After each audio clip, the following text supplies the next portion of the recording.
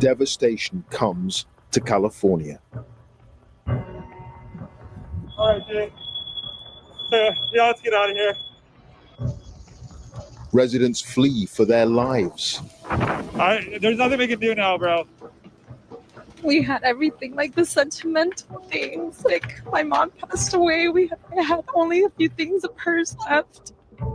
All the stuff that's here is replaceable. People are not. So having the family is the most important thing. Homes are destroyed on an unprecedented scale. People would normally be driving up and down here with surfboards on top of their cars, ready to enjoy a day at the beach. But right now, it just looks like some sort of apocalypse. Firefighters struggle to hold back the flames. All 29 fire departments in our county are not prepared for this type of widespread disaster. But how did it happen? And why did the fires spread so quickly?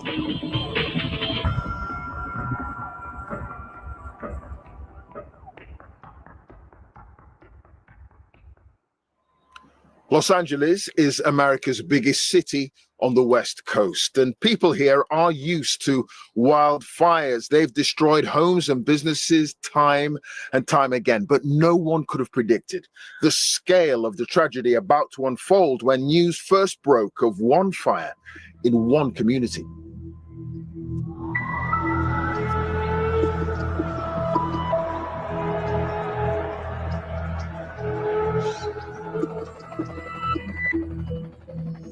You can see they are dropping water. There you go. You can see it happen right there. And there are some hand crews on the ground. Would you mind talking to us for a second? Okay, what's your name? Charles.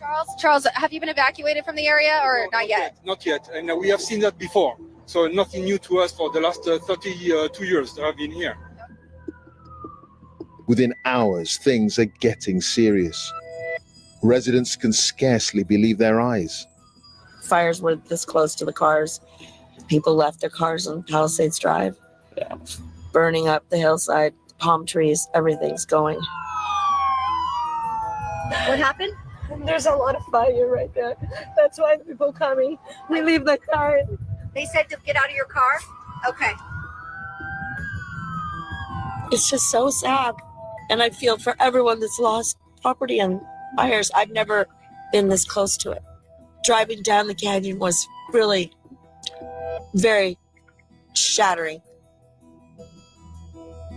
Huge smoke plumes can be seen rising above the Pacific Palisades area of the city, and residents have been issued with an evacuation order. Please take this wind emergency very seriously. As you heard from the speakers before me, this is something that is going to get worse throughout the night. So we all have to look out for each other. The fire broke out around 10:30 in the morning in the Pacific Palisades neighborhood. It's an upscale area between Santa Monica and Malibu, home to many famous residents. Sitting here and waiting to find out whether we're going to be evacuated or not is... It's like the time can't go by any slower. Yes, baby, come here, Baba. So instead, we decided to pass the time by putting together bags of clothes for our friends who have lost everything. I have never seen flames from my house like this, ever. This is insanity. I hope everyone is staying safe tonight. Lots of love, lots of prayers. Okay, we found everyone. We're just packing up the car, getting ready to leave the hotel. It's so big, it's so red. My thoughts and prayers are with everyone tonight. I'm really please stop soon. Our community is beyond devastated.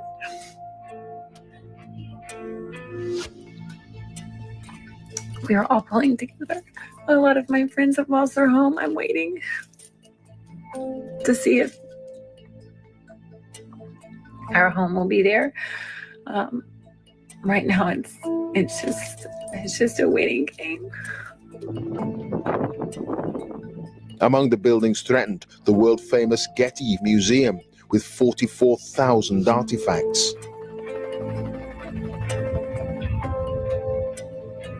I have the waves crashing in front of me here on PCH, and I have the flames behind me here on the hill after coming off the Tabasco Canyon, where embers were being blown around, as you saw. The high school caught fire, homes burning on either side, and that fire over the last few hours just, I mean, look at the dust right now.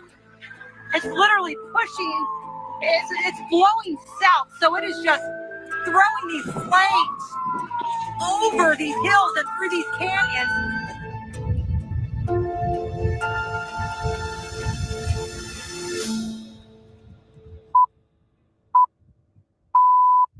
The headlines. 30,000 people have been ordered to evacuate their homes because of a wildfire which is tearing through wealthy suburbs of Los Angeles. It's like a ghost town. Everybody's abandoned this place, as you can imagine, and the fires are still smouldering. People would normally be driving up and down here with surfboards on top of their cars, ready to enjoy a day at the beach. But right now, it just looks like some sort of apocalypse. There's not enough structure protection in here to really try and save all of these homes. It's really going to be a struggle. This is heartbreaking. I feel for these people, and it's just sad to watch all these homes go up. This was just a little antique shop, pizza place. These places have been here forever, ever since I've been alive. I really thought my shop was gone. It's still here right now. I don't know if it'll make it or not. There's a lot of people who don't have insurance or fire insurance. I know that's difficult in this area, especially if you're in the fire zone, and I feel horrible for them. I tell you, I've been here 47 years. I grew up on this block. I saw the other altitude fires, and it was nothing like this. Nothing like this. My son left the house before us on foot. He doesn't have a cell phone or anything like that, so I'm searching for him now. I'm looking for him. We got a phone call from a neighbor saying that our house was on fire, and we knew that there were no fire trucks in the area, so we thought we would come up and see if we could get in the area. Well, I keep going from not crying to now starting to cry again, because I know a lot of these people and they've lost everything. So it's pretty surreal to see all this. 5 minutes ago, I was sitting in the car by myself, and tears just came over my face. So, and my entire history is in the house.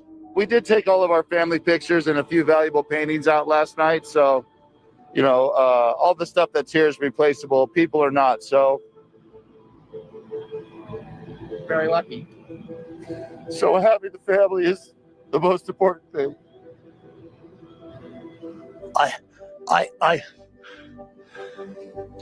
I'm going to break down again. That's what I feel.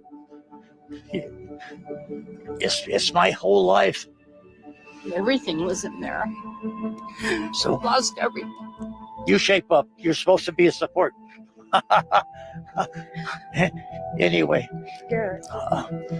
I'm okay. I'll be okay. I'm tough, and we'll start over. Even though I'm 91 years old, I'll start over again.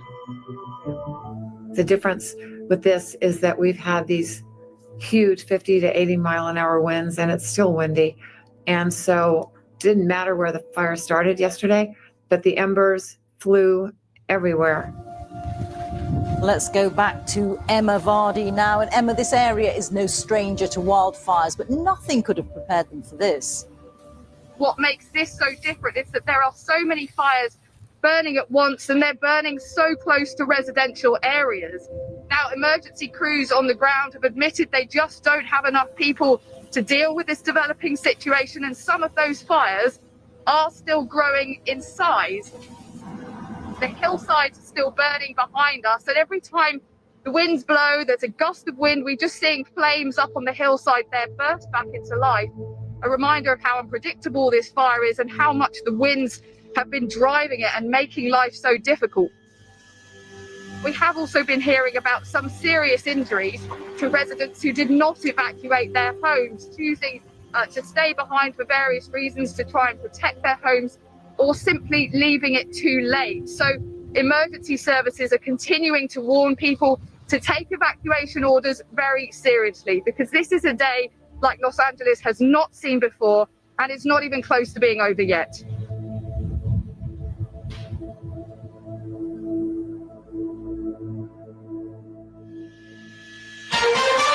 This is CBS News on the Hour. The Southern California wildfires are not only some of the most destructive in state history, they've turned deadly. At least 5 lives now reported lost. Overnight, destruction continued. 15,000 buildings had been burned, and 100,000 people had been forced from their homes. Firefighters were overwhelmed, and there were increasing reports of looting. So if I very quickly take my mask off, the air is absolutely thick with smoke. The fire crews here tell us they have a shortage of water, and in many instances they're having to stand and watch these properties burn. It is a losing battle. I never thought it would come through here. David was hoping his home might have survived, but the whole neighborhood has gone, and with it, his house too.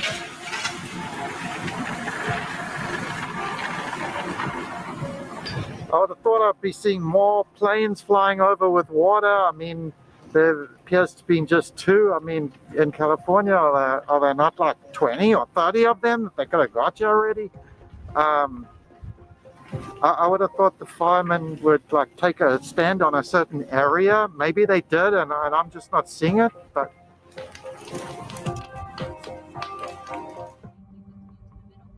from Pacific Palisades, the fire spread across more than 17,000 acres, making it one of the biggest natural disasters in the history of Los Angeles. 5 separate fires were now burning. The Palisades and Hearst fires were almost completely uncontained. We've just been evacuated. We've just been evacuated from this Good Samaritan's car. You got it, Dad. Moving out vulnerable residents was proving far from easy. There's a fire right outside our car. We got it. No, not that way, Dad. My father-in-law has Parkinson's. He can barely move. This was a heroic effort on his part. It's very wobbly. Here, let me try to get you home. Which way do I go? This way, Dad, to the sidewalk. I'm against it. I went outside. I saw smoke and fire near my father-in-law's house and realized we need to go. The problem is we didn't have a car. I ran up and down the street where he was, Glen Haven, finally found a neighbor who was willing to swing by and pick us up. Most people had already gone at that point. And at that point, I grabbed his medicine. That's the only thing I could think to grab. Turn around, Dad. We got this. And at that point, we jumped in his car. This guy, Jeff, a neighbor we'd never met before, but, salt of the earth, saved our lives. As we're driving down, there's fires on both sides of the car. We're driving, we're suddenly seeing fires. You could feel the heat. And then the fires were getting closer and closer. And at that point, just being stuck there, surrounded by fire, the policemen started running up the street. Get out of the car, get out of the car.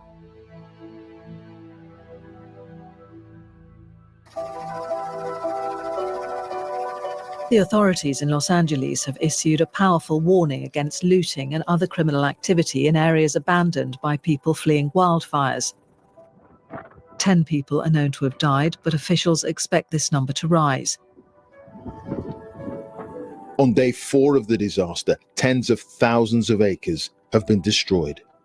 Residents are asking why help wasn't coming more quickly. It's just not enough crews, enough people. I think they're undermanned. I think that budgets have been cut. We actually came to say thank you to our house for being good to us. And we were good to it.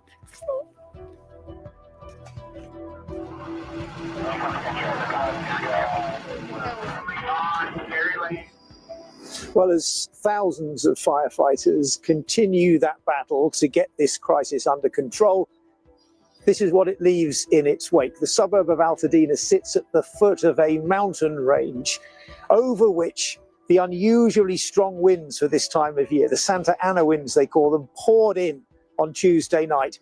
And it's that really lies at the heart of this disaster. The Santa Ana winds have had two effects. Once you get the fire going, well, it's already started. But the Santa Ana winds add in extra dry air. That sucks out all the moisture that's already there in the plants. So it dries them out quicker. So it's actually adding more fuel. And then the speed helps the spread.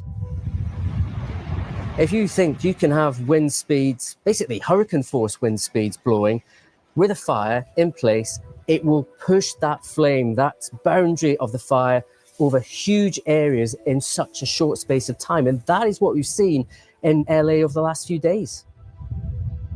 There's much debate about the emergency response. Were the authorities prepared for such a calamity? But there's also another question people are asking. Is the changing climate partly to blame for all the devastation? So what the climate scientists say is that the temperature is getting hotter. That's making things drier. You've got extended heat waves, which draw moisture out of the soil and out of the vegetation. So you've got more dry vegetation. So when a fire starts, there's more fuel to keep that fire going, and it's likely to burn longer and burn a larger area.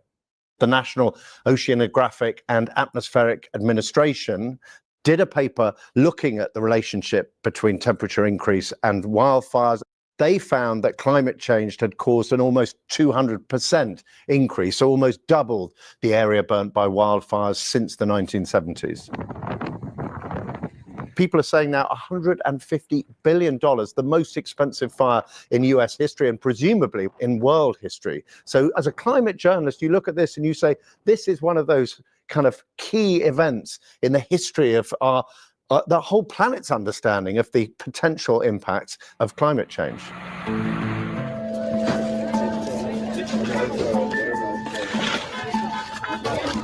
We're just letting everybody know where we're at. We're taking donations, any types. There's anything from kids supplies, pet supplies, food, anything you could think of that we could help you with. There was a lady here offering housing for people that have lost homes. We're just trying to help in any way possible in a hard time like this. I came here because I'm in need. I lost my house, my childhood home. It's just devastating. This is crazy. City I grew up in is gone.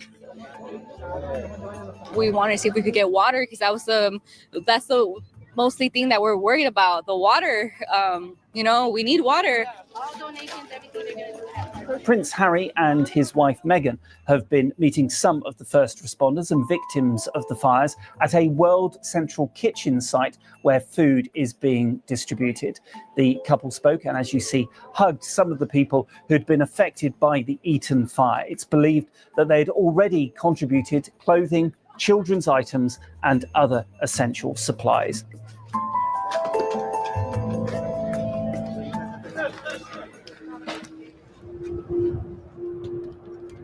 The governor of California has called for an independent investigation into whether water shortages hindered efforts to control the wildfires that have devastated parts of Los Angeles. Firefighters are still trying to contain the blazes. Beautiful job. By Saturday, 6 fires were burning. Poor air quality caused by billowing ash and smoke prompted the authorities to declare a local health emergency. The number of dead climbed to 11.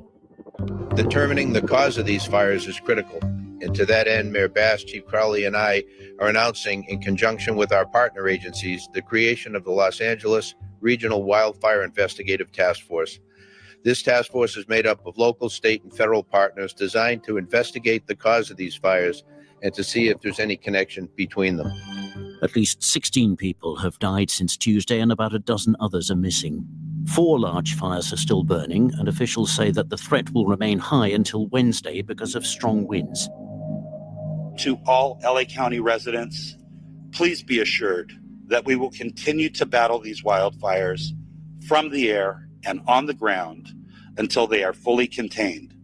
We stand alongside all of you as we begin repopulation of evacuated areas, establishment of disaster recovery centers, and the rebuilding of your homes, your communities, and your lives. watching the fires develop, sitting kind of awestruck, seeing this kind of vision of apocalypse in one of the greatest cities on earth burning. It was a cataclysmic fire.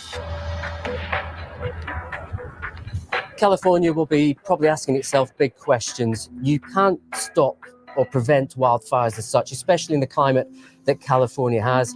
It will have to look into various ways to manage the potential and the ways they tackle the fires in the future, especially as it's becoming a growing threat on every month of the year and over wider areas. The imagery of LA has become black and white. You know, it's ash and